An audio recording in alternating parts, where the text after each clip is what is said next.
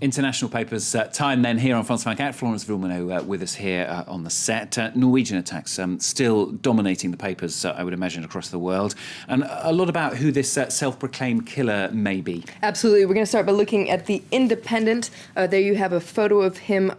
He's Anders Breivik being driven away from an Oslo court after he admitted responsibility for the killings. Now, it's interesting in The Independent. They have an interesting piece by Matthew Feldman, and he kind of analyzes just who this man is. And he, according to him, the slaughter was what he calls an appetizer, and he says that the trial is his main course. Now, he says that Friday's atrocities were just of secondary importance for Breivik, what he calls terrorist PR, and that what he was really looking for was a platform to reach a global audience with his anti-Muslim propaganda. And that's why he asked for an open trial that would be viewed from the entire world. Now, that what he asked for was rejected. And according to this article, this shows the dangers of what he calls broadband terrorism, all this access that any internet user can have to these terrorist DIY kits, just like this case in Norway. And he says that this kind of broadband terrorism remains unchecked and is on the rise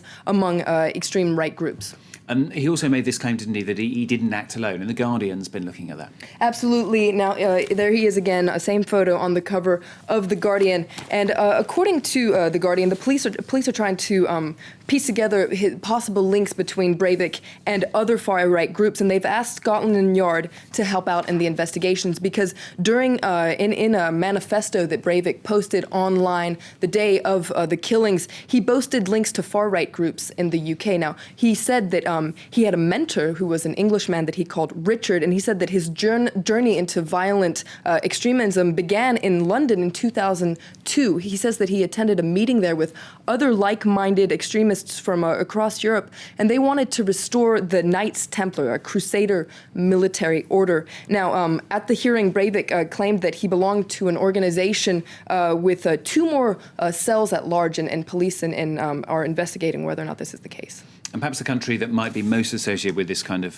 crime would be the US. And the International Herald Tribune are looking at the links, aren't they, between what's happened there and what's happened in Norway? Absolutely. Now, this is an opinion piece by Roger Cohen, and it's called Breivik and His Enablers. And he says that so far the media is portraying Anders Breivik as a psychotic loner, just like Jared Loughner, the young man who shot a Representative Gabriel Giffords earlier this year.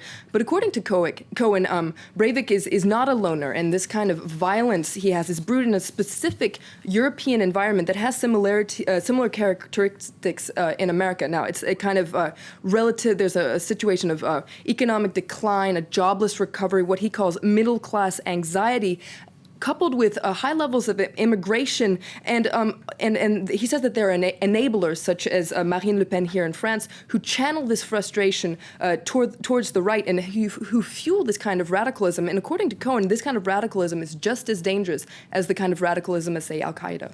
And one story, which is an incredible story, which rather got swallowed by the Norway story over the weekend, was this train crash in China, and some of the newspapers picking up on that. Absolutely. This is an article in The Guardian that says that Chinese authorities are facing growing public fury over the collision for 2 reasons. First of all, it appears that they attempted to control the media coverage of it, and so this prompted allegations of a cover-up. And also, they're facing criticism over the way they disposed of the wreckage. Now, according to The Guardian, internet users are attacking the government because supposedly they were trying to urge reporters to focus on the rescue efforts, and they said that there were propaganda directives telling journalists not to investigate the causes and certainly not to link it to the high-speed rail development that's happening in China, because that's a matter of national prestige. Also, there was a footage which leaked of bulldozers shoveling dirt over the carriages. Now, so critics say that this accident is symptomatic of China's problems in general. It says that it's systematic that China is developing too quickly at a breakneck speed and putting security questions second. All right, Florence, thank you very much. That's Florence Villeneuve here with the International Papers there here on France 24.